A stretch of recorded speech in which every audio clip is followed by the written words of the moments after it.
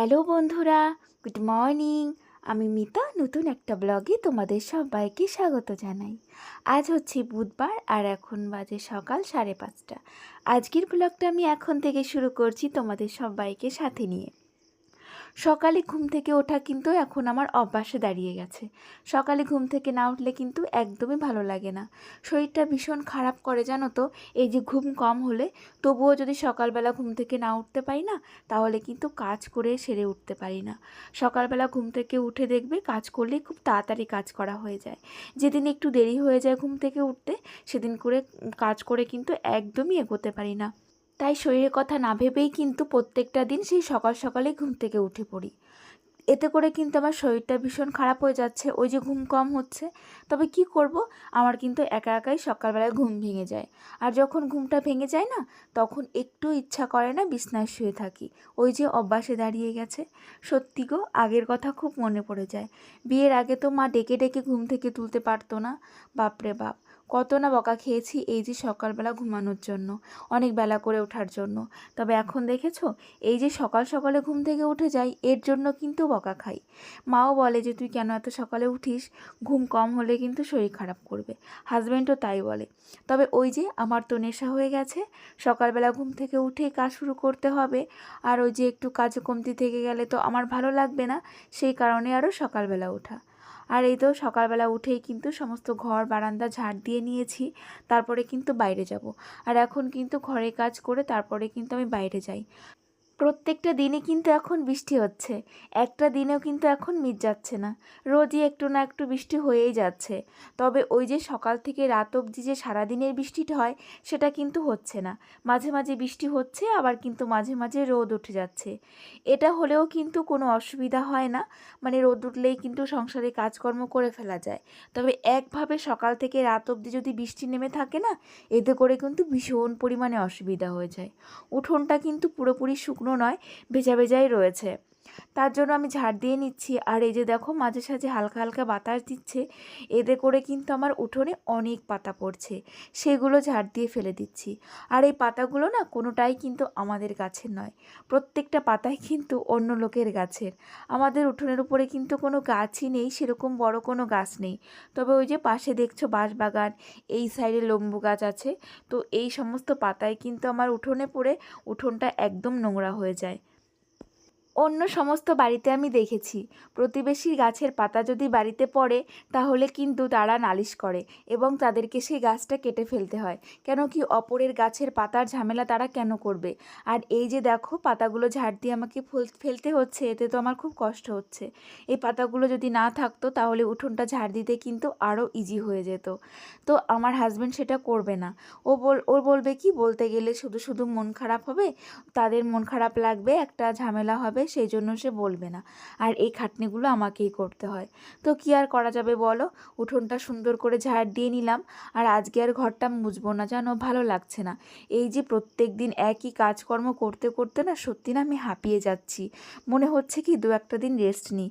তবে বাড়িতে বসে তো রেস্ট নিয়ে আর কোনো কথাই ওঠে না। তবে কোথায় আর যাব বলো, এখন তো যাওয়ার আর জায়গায় নেই। মাই তো আমার কাছে থাকে, তাহলে কার কাছে যাব বলো তো।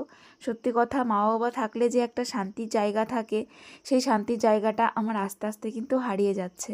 সত্যি, এই যে বাবা চলে গেল, এত অল্প বয়সে যে এই জায়গাটা আমি হারিয়ে ফেলবো না, কোনোদিনও ভাবতে পারিনি। তবে দেখো, কত অল্প বয়সে আমি সেই জায়গাটা হারিয়ে ফেলছি। এখন ইচ্ছা করলেও না কোথাও গিয়ে একটু শান্তি পাবো না। মানে কি বলতো, যদি কোথাও যাইও, তবুও কি বাপের বাড়ির মতন সেই শান্তিটা আমি পাবো? বাবা মার কাছে যেমন থাকতাম বিয়ের পরে, সেরকম শান্তি কি আর কোথাও পাবো বলো তো? পাবো না। তাই ভগবানকে মাঝে মাঝে বলি, কেন যে ভগবান এই জায়গাটা আমার এত তাড়াতাড়ি কেড়ে নিল। এত তাড়াতাড়ি কেড়ে নেওয়া কিন্তু উচিত হয়নি। তো যাই হোক, জানি না ভগবান কেন আমার সঙ্গে এরকম করলো। তো এটাও মানি যে ভগবান যেটা করে মঙ্গলের জন্যই করে। মাধবী স্টাইল ব্লগ থেকে মাধবী কমেন্ট করেছো, তুমি বলেছো দিদিভাই তোমার বাড়ি কোথায়? আমার বাড়ি হচ্ছে বগুলাতে, নদিয়ার বগুলাতে। তুমি যদি চিনে থাকো অবশ্যই জানাবে। আর তোমার বাড়ি কোথায় সেটাও কিন্তু অবশ্যই আমাকে জানাতে ভুলো না। আর তুমি এটাও জানতে চেয়েছো যে আমি কতদিন ধরে ভিডিও করছি। আমি ধরো ওই 1 বছর পার হয়ে গেছে, হ্যাঁ, 1 বছর 3-4 মাস এরকম হবে আর কি। তবে এটাই কিন্তু আমার প্রথম চ্যানেল, আর এটাই আমি কিন্তু করছি। আগের আমার কোনো চ্যানেল নেই। অনেকেই শুনি যে তারা 2-3টে চ্যানেল আগে তৈরি করেছে, তারপরের চ্যানেলে তারা এখন দাঁড়িয়েছে। তবে ঠাকুরের আশীর্বাদে আমার একটু দেরি হলেও কিন্তু আমি এই চ্যানেলটায় ভিডিও করছি, আর এটাতেই আমার মানে একটু হলেও সাকসেস হয়েছে। একদম ফ্লপ যায়নি। তবে এটাই আমার প্রথম চ্যানেল, আর এটাই আমি করছি। আর এখন স্নান করে নিয়েছি, স্নান করে জামাকাপড়গুলো আজকে কেচে দিয়েছিলাম। ওদিকে মায়ের শাড়ি কেচেছি, আর এদিকে আমার নাইটি কেচেছি। আজকে মাম্মামের কিন্তু জামাকাপড় নেই বেশি, আজকে আমারই জামাকাপড় বেশি রয়েছে, তো সেগুলোই এখন মেলে দিচ্ছি। আর আজকের ওয়েদারটা কিন্তু তেমন ভালো নয়, জানো, যখন তখন ঝমঝম করে বৃষ্টি চলে আসতে পারে। কখনো কখনো মেঘ হচ্ছে, আবার একটু রোদ উঠছে। এতে করে জামা কাপড়গুলো শুকাবে কি না জানি না, তবে মেলেতে দিলাম। যদি না শুকায় তাহলে ঘরে নেড়ে দিতে হবে, কিছু করার নেই। এখন কিন্তু এইভাবেই জামা কাপড় শুকাতে হবে। এই যে আষাঢ় মাস পড়ে গেছে না, এখন তো এরকম কখন যে ঝমঝম করে বৃষ্টি চলে আসবে তার কোনো ঠিক নেই, আবার কখন ঝমঝম করে রোদ উঠে যাবে তারও কোনো ঠিক নেই। আর এখন সোজা চলে এসেছি রান্নাঘরে, আর রান্নাঘরে এসেই কিন্তু সকালের খাবার বানাতে লেগে পড়েছি। আর সোনামা তো এখনও ঘুম থেকে ওঠেনি, ও কিন্তু ইদানিং অনেক বেলা করে ঘুমাচ্ছে। আর ওই যে দুপুরবেলা করে কিন্তু একদমই ঘুমাতে চাইছে না। সকালবেলা অনেকটা বেলায় উঠছে, আর দুপুরে আর ঘুমাচ্ছে না। তো ওকে আর আমি ডাকছি না। আর এই যে এখন যদি উঠে যায় না, তাহলে এই যে আমি রুটি বানাচ্ছি আমার কাছে এসে কিন্তু প্রচণ্ড ঝামেলা করবে। মানে ওকে আটা দিতে হবে, ও বেলবে, মানে অনেক রকম ঝামেলা করবে। তাই ভাবলাম থাক, মাম্মামকে আর ডাকবো না, ও ঘুমাচ্ছে ঘুমাক, আমি এই ফাঁকে কিন্তু খাবারটা বানিয়ে ফেলি। খাবার বানিয়ে তারপরেই কিন্তু ওকে আমি ডাকবো। বরমশাই যেহেতু বাড়ি নেই, তাহলে ও আমাকে একটু বেশি ডিস্টার্ব করবে। আর রুটির সঙ্গে খাবো ডাল, সেই জন্য একটু ডাল করে নিচ্ছি, মটরের ডাল বানাচ্ছি। তো এই মটরের ডালের সঙ্গে রুটি খেতে কিন্তু ভীষণ ভালো লাগে। আর হাজব্যান্ড এমনিতেই রুটি খেতে বেশি পছন্দ করে না, তবে এই যে ডাল জাতীয় কোনো কিছু হলেও কিন্তু একটু রুটি খেতে ভালোবাসে। মানে ও শুকনো রুটি খেতে ভালোবাসে না, ধরো আলু ভাজা দিয়ে খেতে ভালোবাসে না, শুধু শুধু রুটি খেতে ভালোবাসে না। মানে রুটির সঙ্গে যদি এই রকম একটু ঝোল ঝোল তরকারি হয়, তাহলে ও খেতে অনেকটা বেশি ভালোবাসে। সেই জন্য এই যে ডালটা করে নিচ্ছি, যাতে বড়মশাইয়ের খেতে কোনো অসুবিধা না হয়। আর আমি কিন্তু এইভাবেই তার উপর দিয়েই কিন্তু রুটিটা বানাই। এতে করে কিন্তু আমার রুটিটা ভালোই ফোলে, একদম যে খারাপ হয় তা না, মোটামুটি কিন্তু ভালোই হয়। তবে অনেকে আছো আমি দেখেছি তাতে রুটিটা ছেঁকে তারপরে কিন্তু গ্যাসের উপরে দিয়ে রুটিটা ফোলাও। তবে এই রকমভাবে রুটি বানানো কিন্তু একদম খারাপ, আমি জানি এটা কিন্তু শরীরের পক্ষে ভীষণ খারাপ। তোমরা কে কে জানো যে গ্যাসের উপরে এরকম খালি রুটি দিয়ে বানাতে নেই? আমি কিন্তু অনেক জায়গায় দেখেছি বা পড়েছি যে এইভাবে গ্যাসের উপরে কিন্তু রুটি বানালে কিন্তু মানে ওই যে গ্যাসের উপরে অনেকে আছে না, আগুনের উপরে পুরো রুটিটা দেয়, তারপরে রুটিটা ফুলে ওঠে। তো ওইভাবে কিন্তু রুটি বানানো একদম ভালো নয়। দেখো এই যে আমি তার উপর রুটিগুলো বানাচ্ছি, আমার কি রুটিগুলো একদম খারাপ হচ্ছে না গো?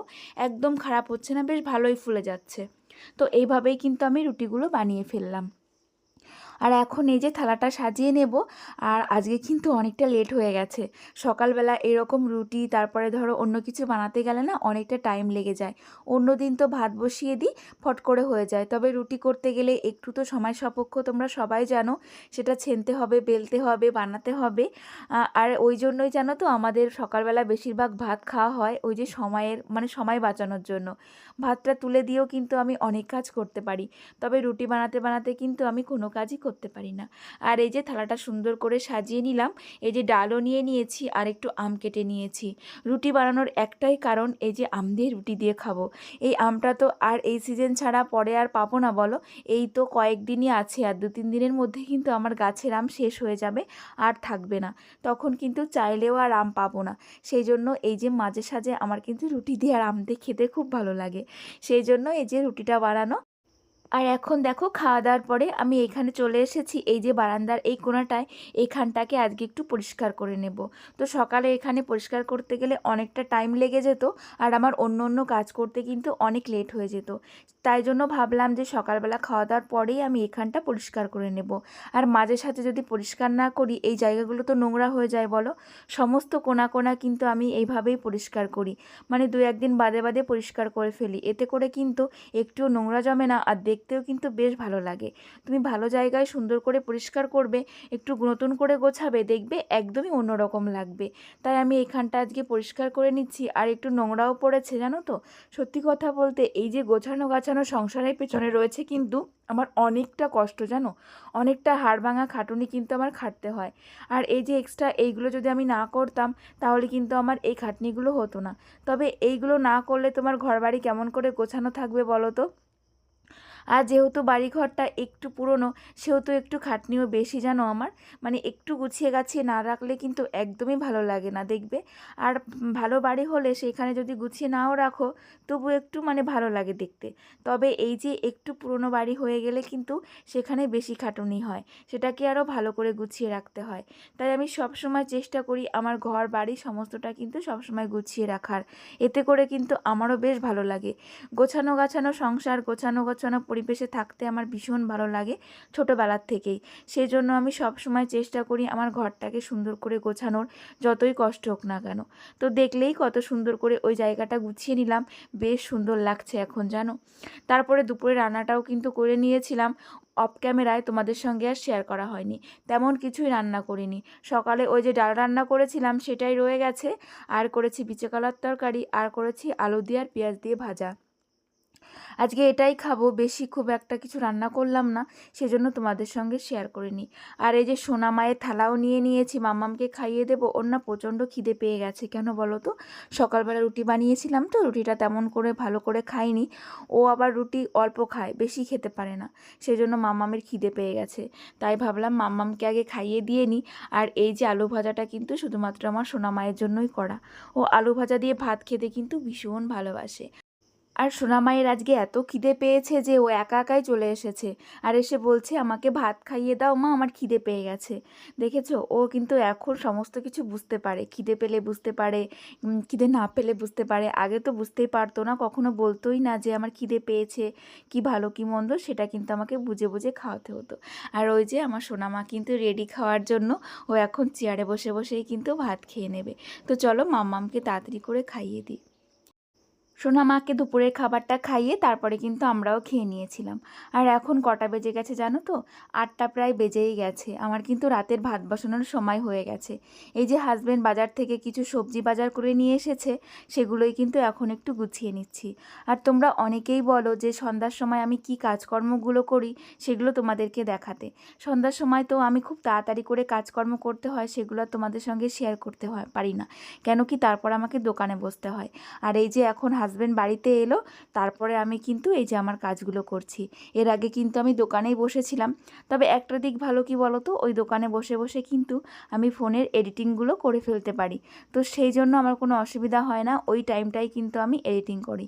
তোমরা অনেকেই জানতে চাও যে আমি কখন ভিডিও এডিটিং করি।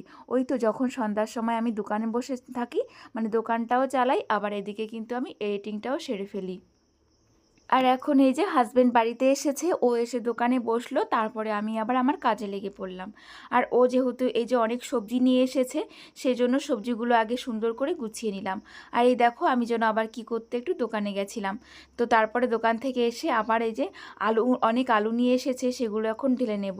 আর আমরা না আলুটা বেশ ভালো খাই, সেই জন্য অনেক আলু নিয়ে আসে জানো তো। তো আলুটাই আমাদের একটু বেশি লাগে। আর এই যে এখন এগুলো গুছিয়ে সমস্ত কিছু ফ্রিজে রেখে দেবো। আর আজকের ব্লগটাও আমি এখানে শেষ করব। তোমরা সবাই ভালো থেকো, তোমাদের সবাইকে টাটা অ্যান্ড গুড নাইট।